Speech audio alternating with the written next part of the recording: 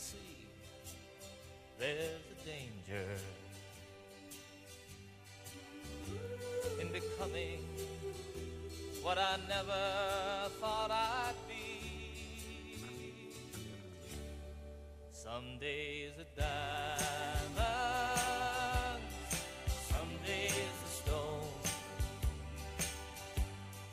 sometimes a hard time won't leave me alone.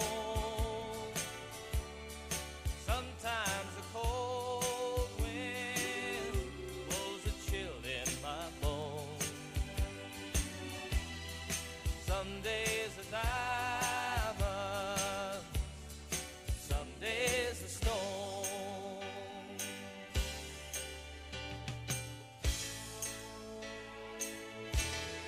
Some days a diamond, some days a stone. Sometimes a hard times won't leave me alone.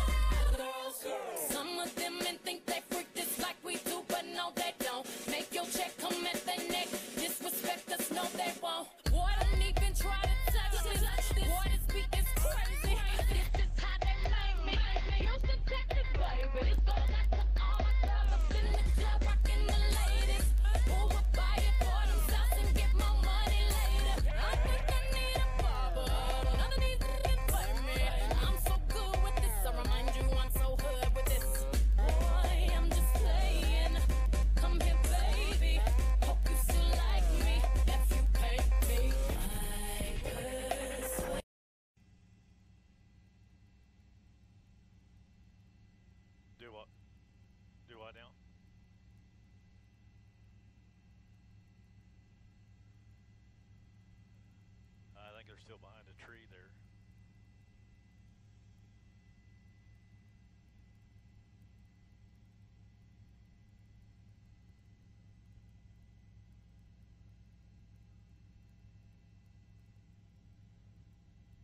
Yeah, I see.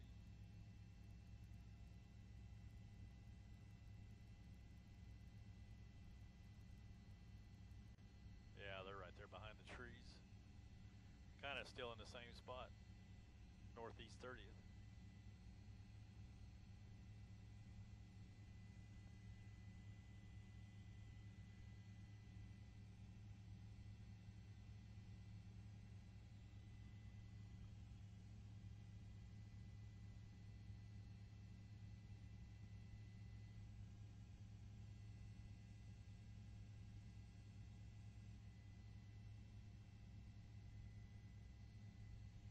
Yep.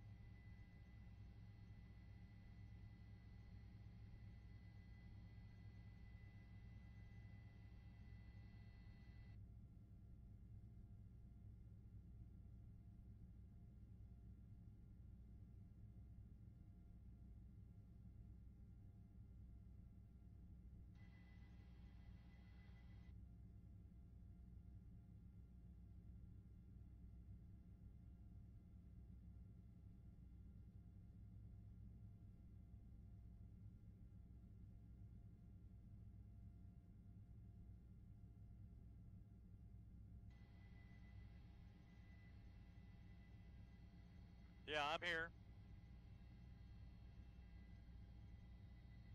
Okay, roger that. 2 minutes.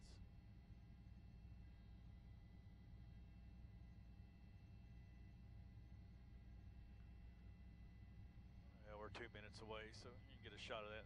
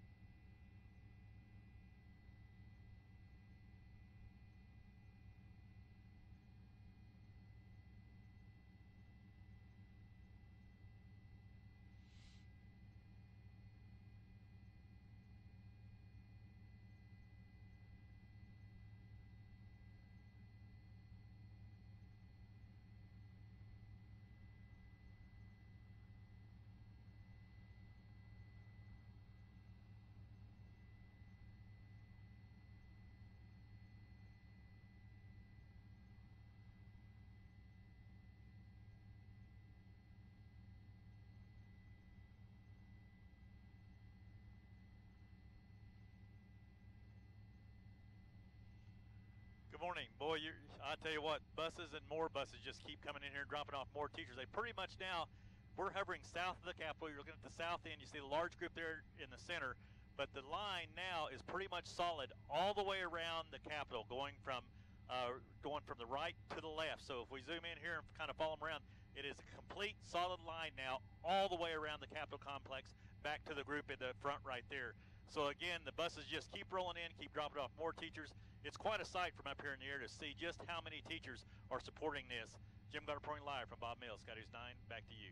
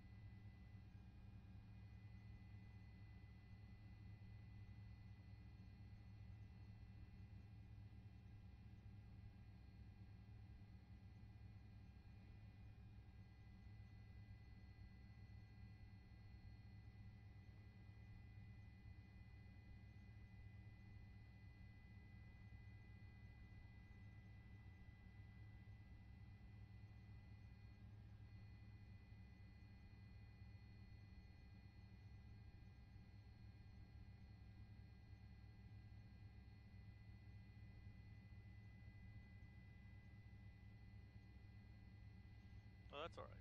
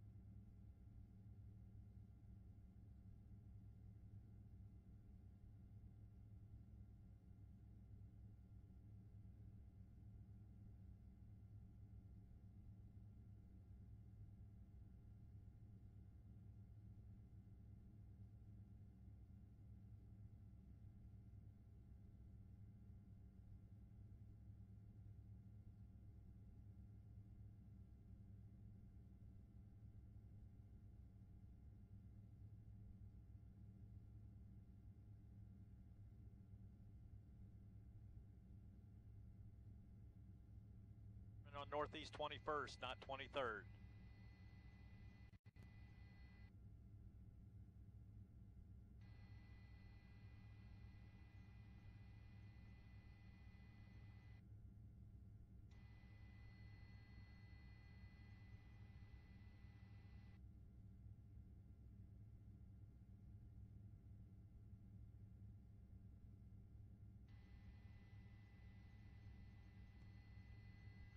Okay, where's all my guys at? I got one behind me, one to the northeast of me.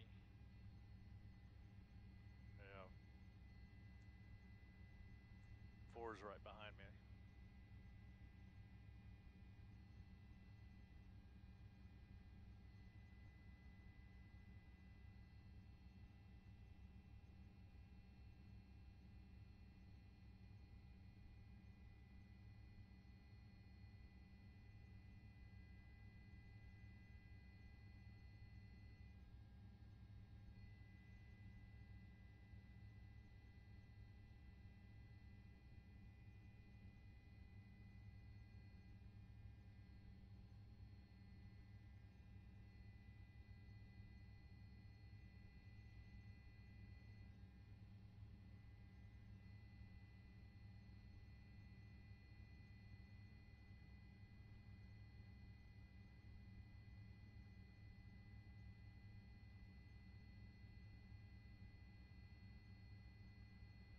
Da-da-da-da-da.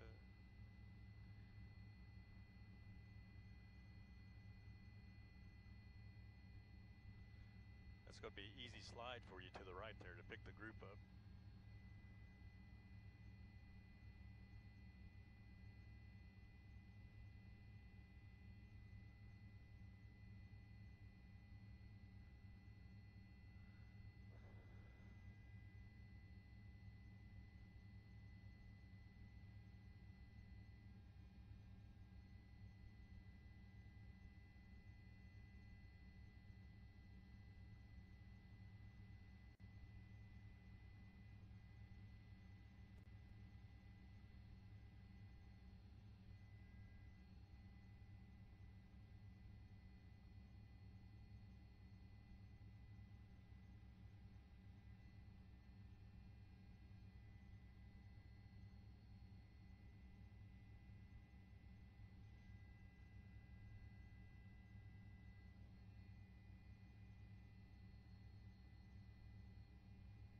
Yep.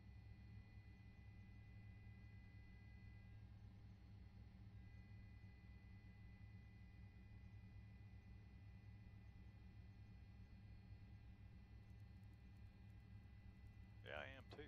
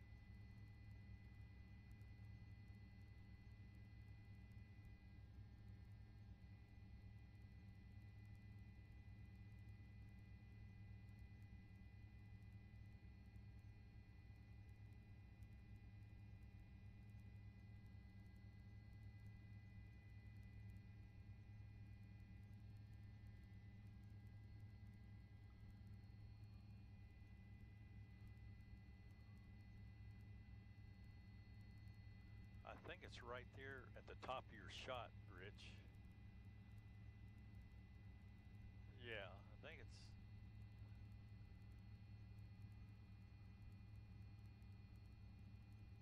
Or is that just a group gathered marchers?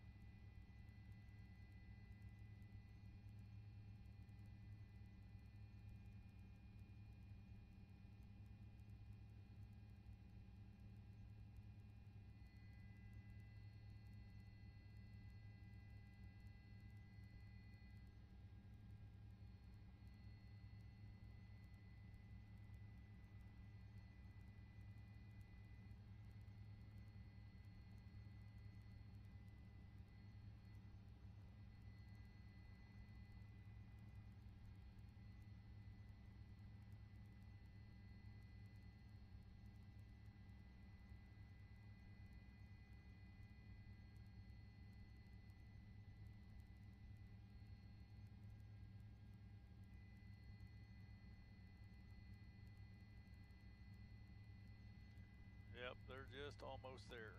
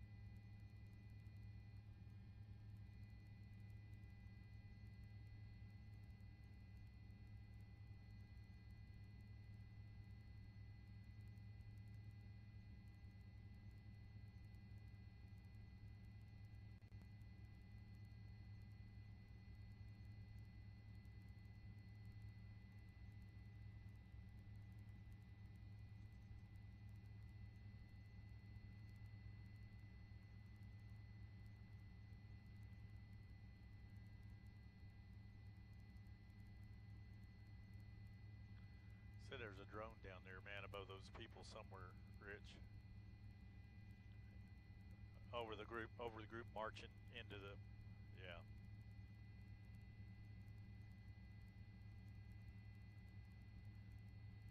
Five spotted it. It's somewhere down there.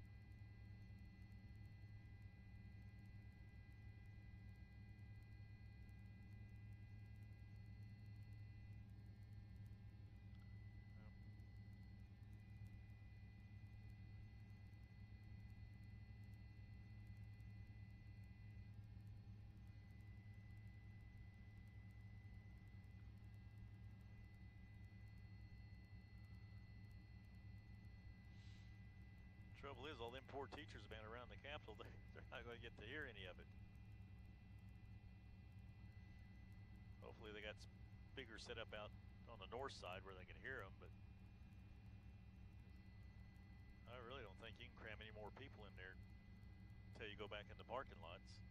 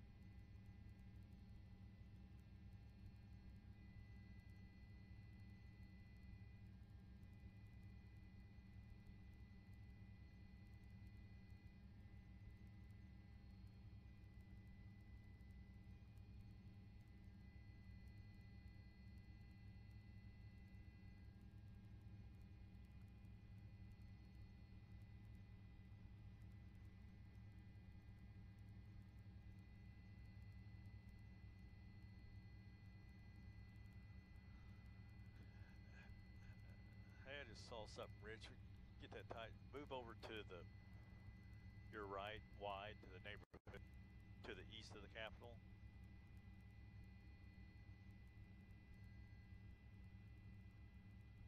Yeah, just right in there. I want to see all the cars parked along the streets and stuff. Every side street's got cars parked along it, so it's going to get pretty congested in there. I can hear you.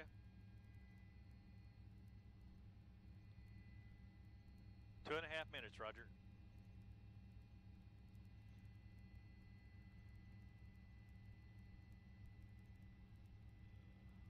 Yeah, there you go. There you go. And I'm okay. I'm gonna move in a little bit.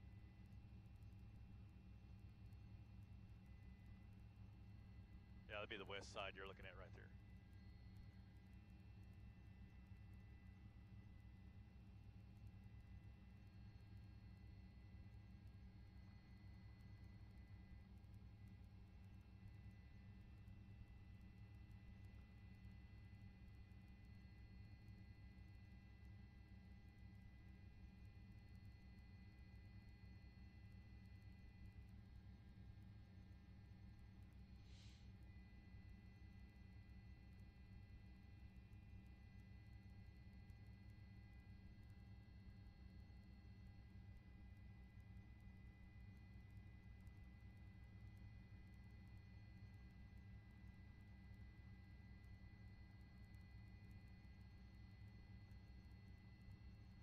Standing by.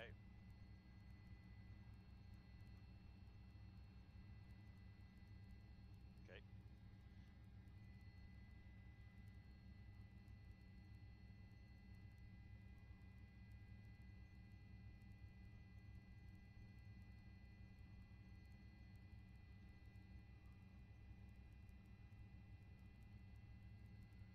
Good morning. It's quite a sight here to see this crowd grow and grow with more and more teachers as these buses keep rolling in here. Now you're looking at the south side of the Capitol here. Right now, it's solid right there, and the line goes all the way around the Capitol complex. I mean, it's just amazing, and buses keep rolling in here. And the other thing I just noticed when I was talking to Rich about, to the east, which would be the right-hand side of your screen, in the neighborhoods, the cars are just lining every street in those neighborhoods. So people are still parking over in the neighborhoods and walking over here. Like I said, it's just amazing to see how many teachers are supporting all this walkout and everything here at the state capitol. But let's pull back and take a wide street scope shot here. So I'm south of the Capitol hovering. Traffic is still slow on the west side, which would be the left-hand side of your screen. You see Lincoln Northeast 23rd traffic is very slow there. Traffic going northbound along Lincoln is not too bad. But I'll tell you what, you have to take your hats off to the OHP and the Oklahoma City Police Department. The logistics of controlling this kind of crowd, they're doing a great job keeping everybody safe on the ground. But again, it's just quite a sight here as this crowd keeps growing. Jim Gardner reporting live from Bob Mills, Scott News 9, back to you.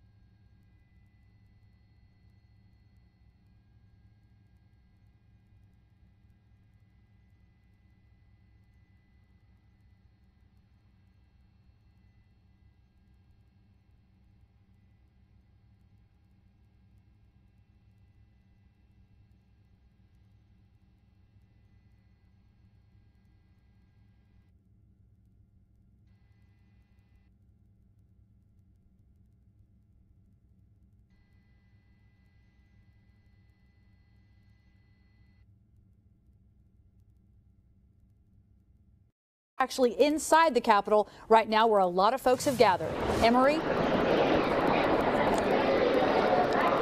That's right. Of course, there's a tremendous crowd outside, but a huge crowd inside. This is the rotunda, second floor. These are where teachers are beginning to gather. You can see a lot of them have these signs. They're going around. A lot of school kids, too, that we've seen. There is a ton of people inside and outside this building, and a lot of them probably won't be coming inside until after the rally at 10:30.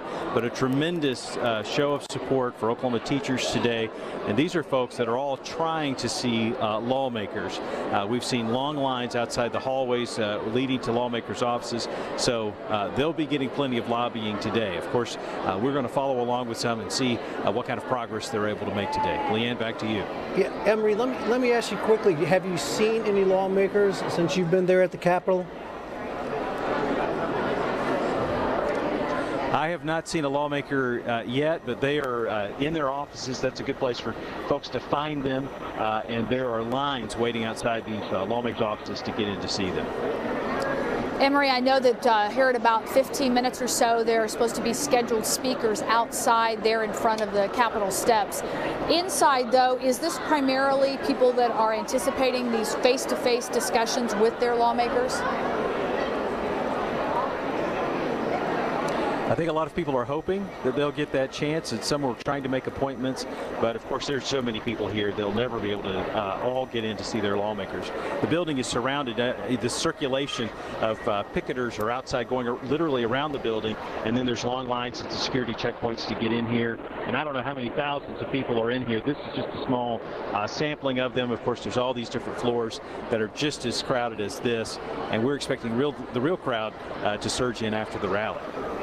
Okay, Emery O'Brien is reporting for us as we take a look both inside and outside of the Capitol. Right now, the crowd's very large, very well behaved. Seems to be, Leanne, quite a bit of energy associated with this, but the idea is to get to talk to those lawmakers face to face. Those speeches are supposed to start here at about 10:30. We'll be covering that for you here throughout the morning and certainly throughout the day, and our special tonight at 7 on the state of education.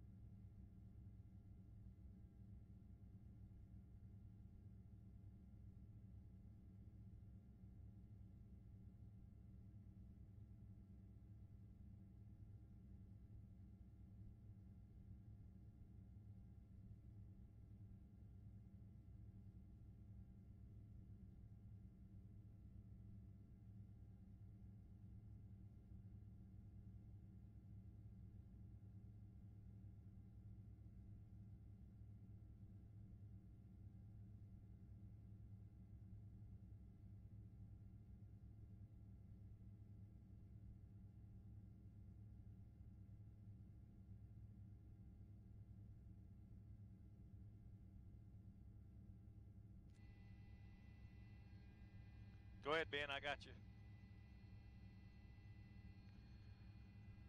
We got another hour.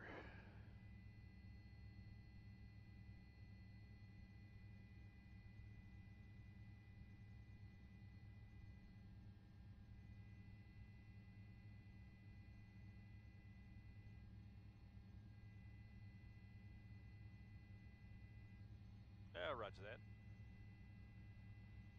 Okay, roger.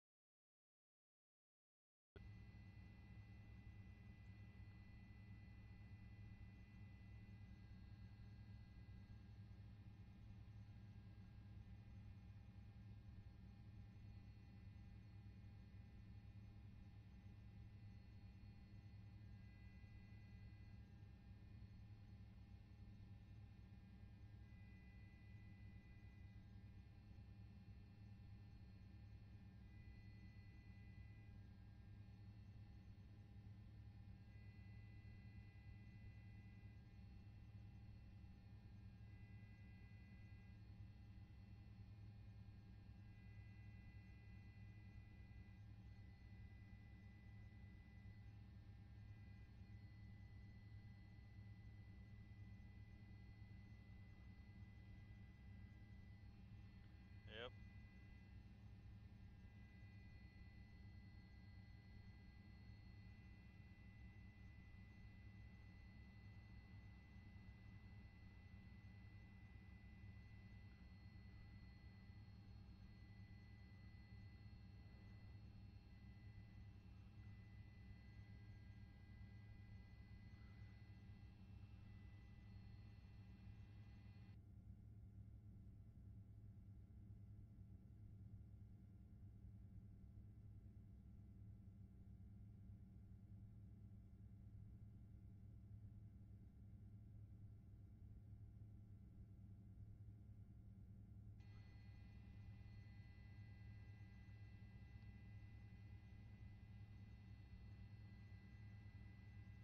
Yeah, go ahead.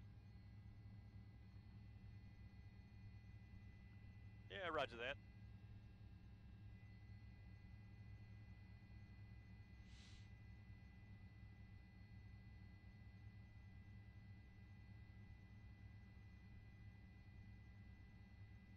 We'll have to show the Porta Johnies down there now. You see them down there at the south end?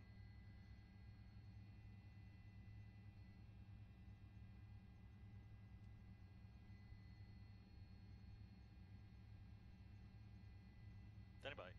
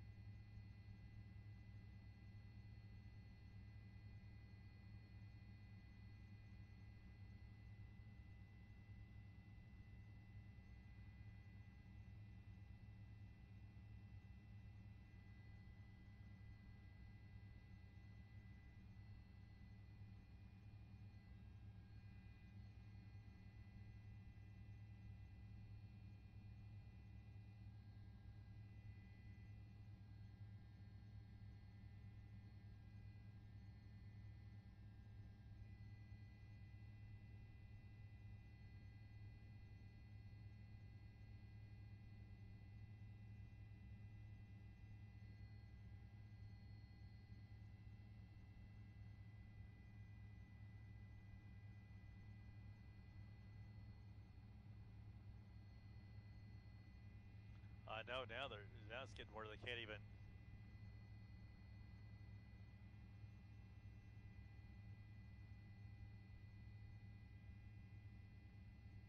You're not on Doubler, are you? Are you on Doubler? Okay, good.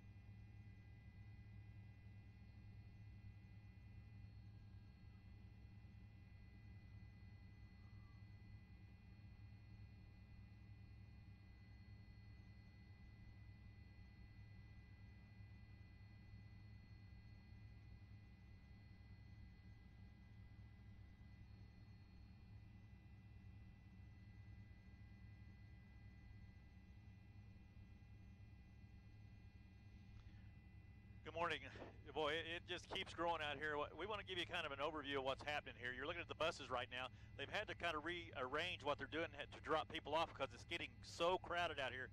Normally you see the buses turning right there. They used to turn to the left. You see two stuck right there in the crowd. The crowd is getting so big now, the buses are having a hard time dropping off. So, again, they're starting to have the buses come up from the north and go to the right to get back on Lincoln Boulevard because they just don't have any more room. So let's take a wide street scope shot here and I'll tell you what I'm talking about. Right now the buses are coming down on the left side of your screen. On the west side you see traffic very slow there, stop and go. They bring them down the west side. They come down, tilt down just a little bit, Rich, if you would, to Northeast 19th. They make a U-turn. You see a bus right there traveling northbound Lincoln. That goes up and drops them. And they normally turned in front of the Capitol. They're now having to drop them on the side street there and turn back to the right to get back on Lincoln because there's just so many people. And Robin, like you said earlier, the buses at Remington Park are still waiting. There's an hour wait to get more teachers here, so it's going to be quite a crowd when this is all done. Jim Gar reporting live from Bob Mills, Sky News 9. Back to you.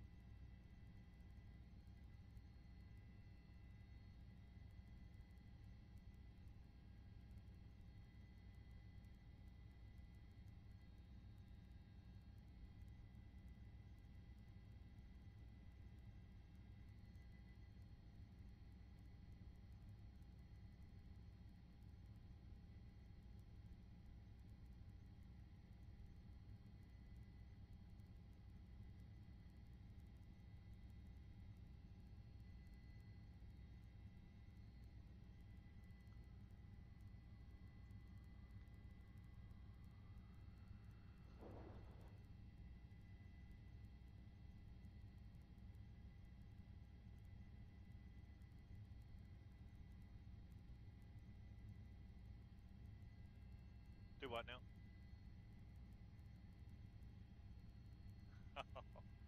Yeah.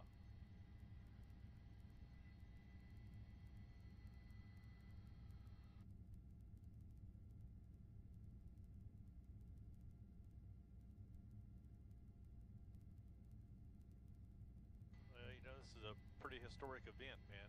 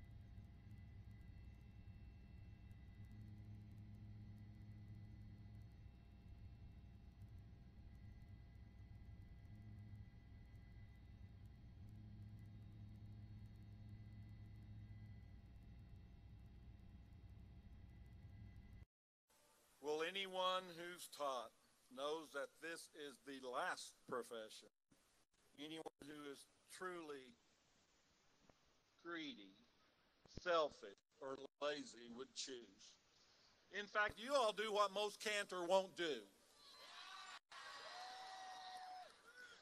You know, you had a vision when you became a teacher, but that vision wasn't about heartbreak. But it's heartbreaking when you have overcrowded classrooms. It's heartbreaking when our funding's been cut by 23% and you're asked to do more and more with less and less.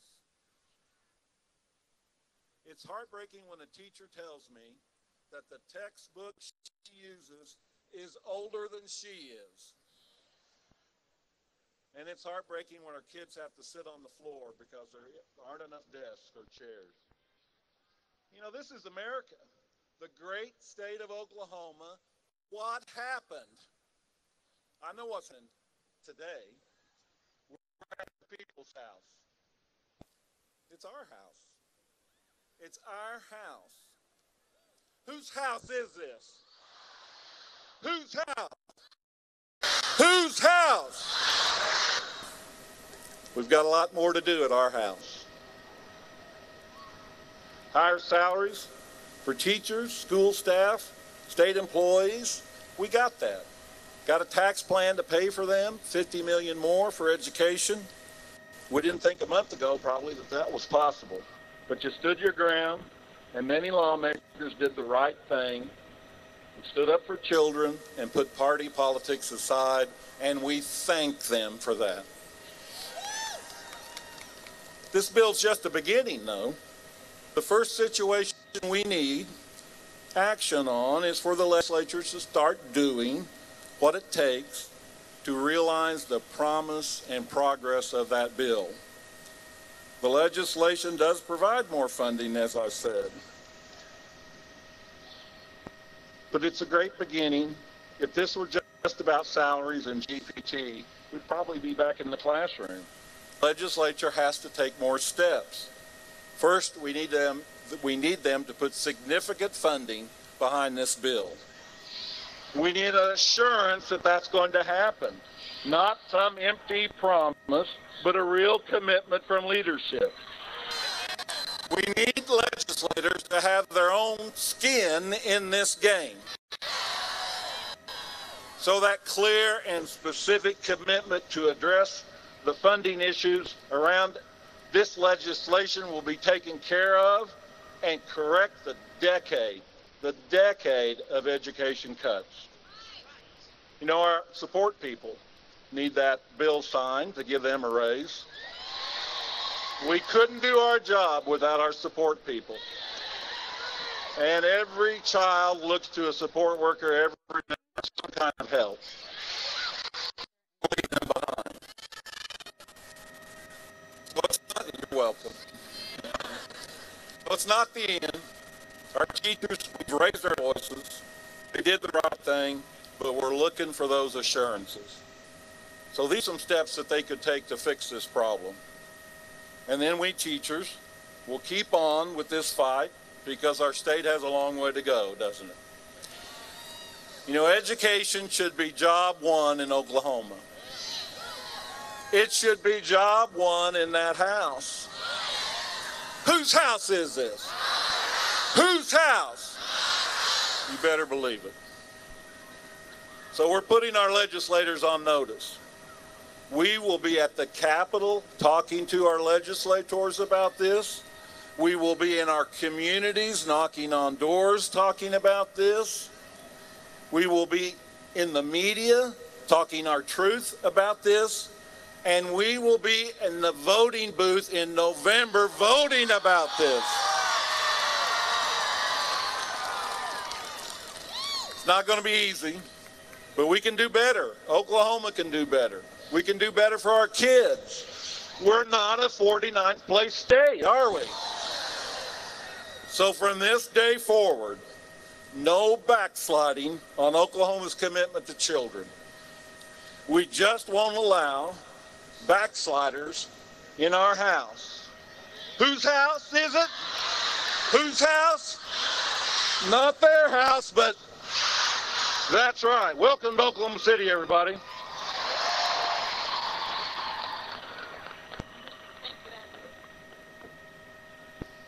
All right. Our next speaker is Hope Davis. Hope is a sophomore at Moore High School in Moore, Oklahoma. She's involved in many things, including band, color guard, debate, student council. She is the founder of the American Sign Language Club at her school. And we couldn't be prouder that she is a student in a public school in Oklahoma. One of 700,000 that we're here fighting for. Hope Davis, everyone.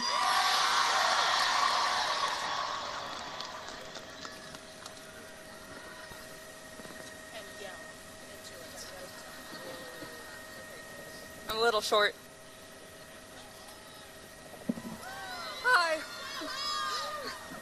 Welcome and thank you all for coming to unite and join me today to support public education. I'd like to take a minute to acknowledge the teachers, cafeteria workers, custodial staff, support workers, paraprofessionals, bus drivers, parents, students, and many other various that are here today. As many of you all know, this past Wednesday, Oklahoma State legislators passed House Bill 1010 XX, resulting in a $6,000 average teacher pay raise. While that is amazing, it doesn't cover the years of neglect that we've seen from our state.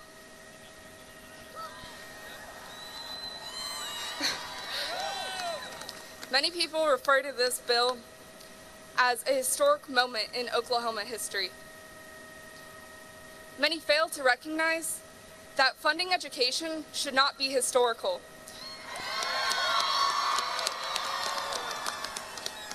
Funding education should be normal. This bill fails to support general education funds. In my geometry class, before I switched to online school, we had 38 students in one classroom. Because we didn't have enough teachers to support smaller class sizes. My geometry teacher resigned mid-semester, leaving my classmates and I with a revolving door of substitute teachers who were not certified to teach rigorous curriculums. Overwhelming class sizes and limiting opportunities for teacher training comes with a lack of per-pupil funding. Per-pupil funding is the amount of funding that a state gives to every student. Oklahoma is 49th in the nation for per-pupil funding. Thank you. House Bill 1010XX does not change per-pupil funding, leaving us in the same exact place that we've been stuck in. This bill is a Band-Aid on a wound that needs stitches.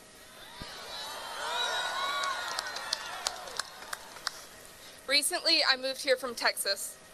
I grew up having the inspiring dream to become a teacher. Moving here, I became acclimated to the idea that teachers encourage their students not to become teachers. It became second nature. It became second nature for Oklahoma universities to have the lowest percentage of graduating education majors staying in Oklahoma. It was normal to not have resources to learn. And it was every day I had to teach myself because no one was certified. I realized that in Texas, I took something as simple as a class of 20 people and a full set of textbooks for granted. I took for granted a nurse that was there every day instead of just on Fridays. And lastly, being a 15-year-old teenager instead of a 15-year-old teacher to my online classes. This is a copy of my textbook. I have to be careful because I have to give it back when we go back to school. This is from 2006, and still to this day, I'm learning from it. It's held together by tape, if you can't see.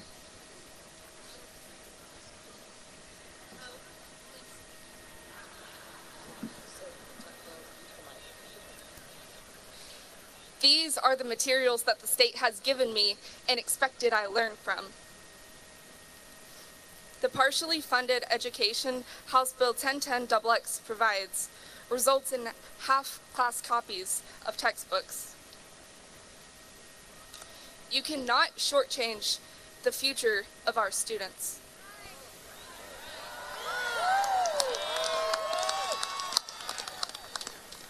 All my life, my teachers have used their voices to advocate for me.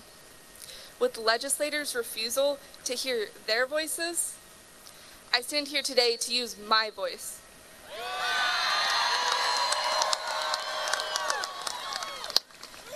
This movement goes beyond any pay raise. It's for my 5th grade AVID teacher. It's for my 8th grade science teacher.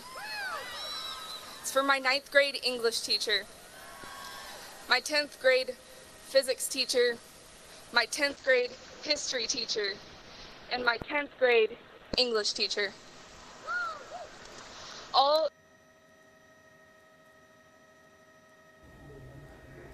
All right, we've been listening in as Ed Allen from the Oklahoma Federation of Teachers, Oklahoma City division there, and Hope Davis, a 10th grader from Moore High School, as they are the first 2 speakers of this outdoor protest there on the steps of the state capitol. Now, there are many people that are actually inside the Capitol right now attempting to meet with their lawmakers. We spoke earlier with News on 6's Lori Fulbright, who described the environment inside. She said in some cases it's very cordial. where lawmakers are welcoming some of the protesters in to discuss their issues. She said in other cases, there have been somewhat contentious meetings between some of the teachers and parents and protesters and some of the lawmakers. At this point in time, we haven't heard any official comment from many of the lawmakers themselves.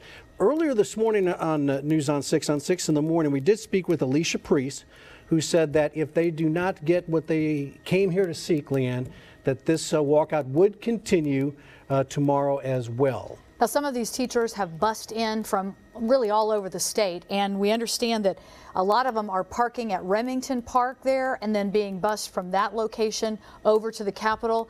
Unfortunately, though, there is such an incredible backup. There is an hour wait just to get them from Remington Park to the Capitol, which is not a long distance there in Oklahoma City. However, there's been a lot of traffic. There are roads that are blocked off.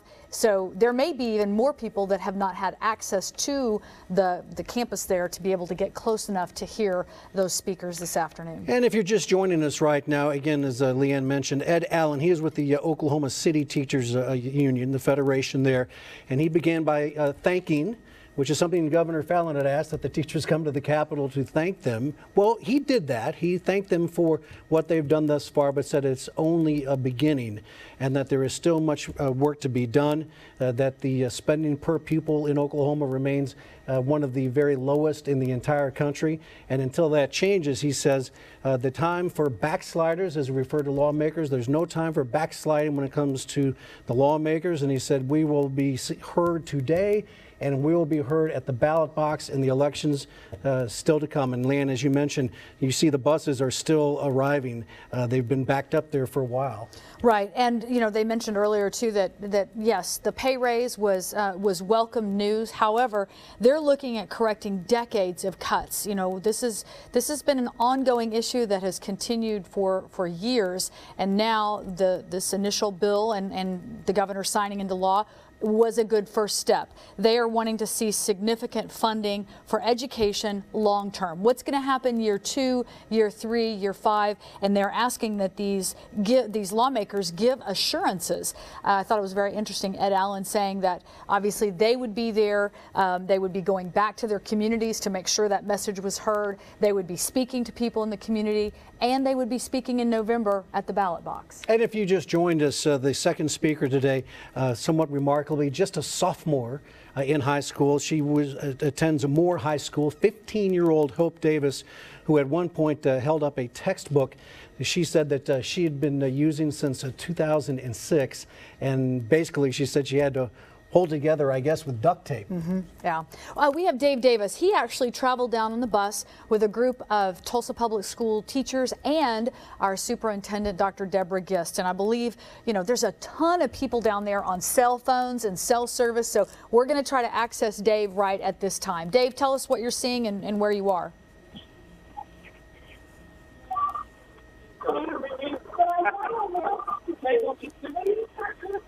As you can hear, we're having a lot of difficulty.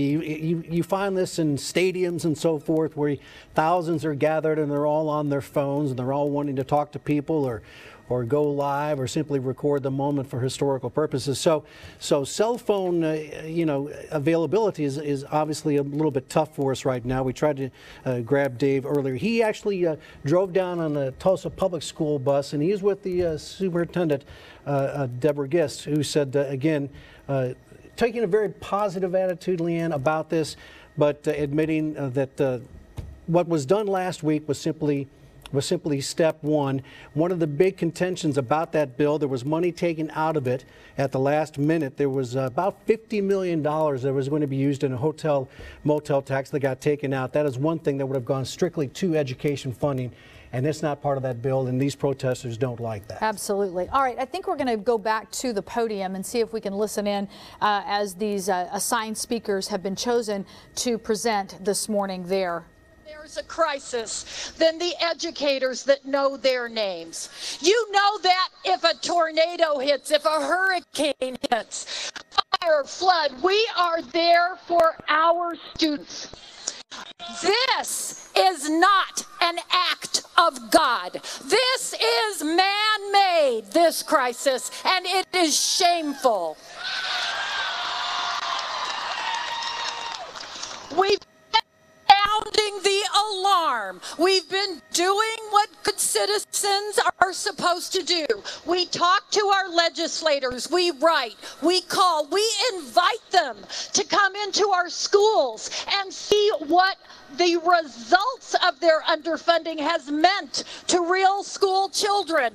Classes exploding with too many kids, a lack of books and technology, and educators that have to put up with 2 or 3 extra jobs just to make ends meet. And they've patted us on the head and said, keep up the good work. Now it's time for them to keep up their work. They need to go to work, and they need to give us what we need to do our jobs.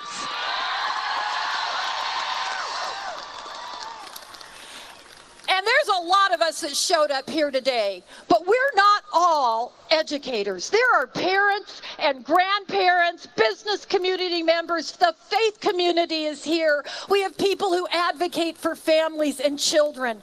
We are not alone in this. We are all coming together. And I have been going to different places around the country representing educators. I was in West Virginia not too long ago. And I've been talking to people everywhere I go. And there is a disturbing common message. More and more people, whether they are teachers, support staff, even some of the administrators, are saying, I don't know if I can afford to do the world's most important work. I've had our young colleagues saying, I had no idea I would make enough money to pay off my student loan. We've had people who have said, when I get home from my second or third job, my own kids are already asleep and I don't even get to kiss them goodnight. So we are saying that we understand, like no one else, what sacrifice is. I talked to a 3rd grade teacher in West Virginia, and she said, you know, I probably should have left. For my own family's financial security, I should have left years ago. But I love these kids so much, and I thought, I don't think there's going to be someone left to take my place. So I'm showing up, and I'm going to fight for them. I am not leaving. I am going to fight for the students I love. It is a sacrifice for you to be here. You don't want to be here. This is not a day at the beach.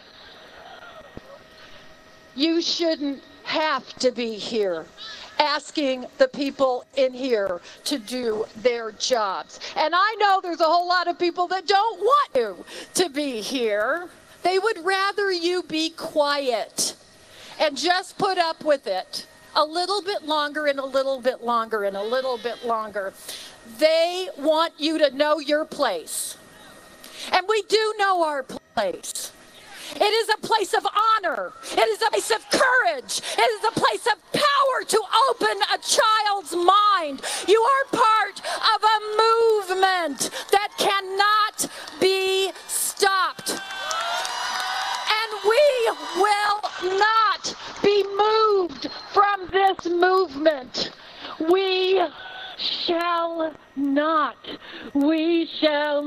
be moved. We shall not be moved, just like a tree planted by the water. We shall not be moved. We're fighting for justice.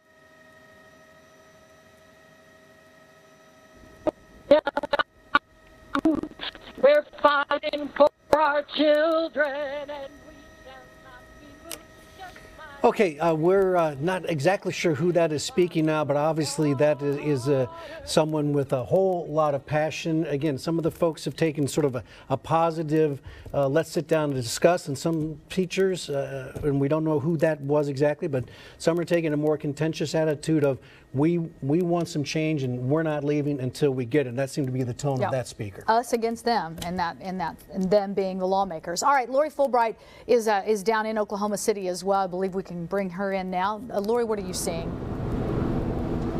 Well, Leanna, Rich, the group that we were with earlier today, and we were walking all through the Capitol with them as they went door to door talking to lawmakers, they're of the other mindset of and they even said, we don't want people coming in here half-cocked and angry and talking to legislators who are not educated about the lawmakers, who are not educated about who's supporting educators, who is not, and they don't feel that is the way to get their message across. So the group that we were with is a very reasoned group, and they are thanking every lawmaker that they talk to for what they've already done, but they do have questions for lawmakers about this funding and how it's going to be, if it's going to be recurring, if it's going to hurt other state agencies. And we've heard them say over and over, if it's going to hurt other state agencies, we don't want to raise on someone else's back. It's very important to them that mental health still be funded, Department of Corrections be funded, but they are concerned about some of the educators coming here who aren't educated about the topic, about which lawmakers to talk to, which lawmakers who are already on their side and maybe who are not. But we've also seen mixed reactions from lawmakers. Some wouldn't even come out of their offices and talk with them. Some said they were in meetings. Some did come out and talk to them and answer their questions. We even saw one that was kind of a shouting match between several hundred teachers and a lawmaker, and they were very vocal, that group, demanding answers, wanting some accountability about how this is going to work. They're very concerned, again, that this money is going to come to them short term, and they say that is not the issue. They're trying to fight for, they say, long-term funding of education. One woman that we saw, a teacher, said she has 60 kids in her class, and she said to the lawmaker, just guess how much funding I get for supplies and books and my needs. And he was like, I have no idea. And she was like, zero. And she said, that's why we're here. It's just unacceptable. It's not the proper way to teach. So that's kind of the experience that we've seen so far this morning. Of course, we'll be here throughout the afternoon and keep you posted. Okay, Lori, thank you very much. And of course, joining Lori in Oklahoma City for us, Dave Davis is down there, as well as is Maria Bryant, and of course, our great group of photographers as well. So we've got wonderful team coverage for you throughout the day. Right, and of course, we're going to take a break now, go to regular programming, and then you'll want to tune back in at noon as we continue our coverage today of the state of education here in Oklahoma.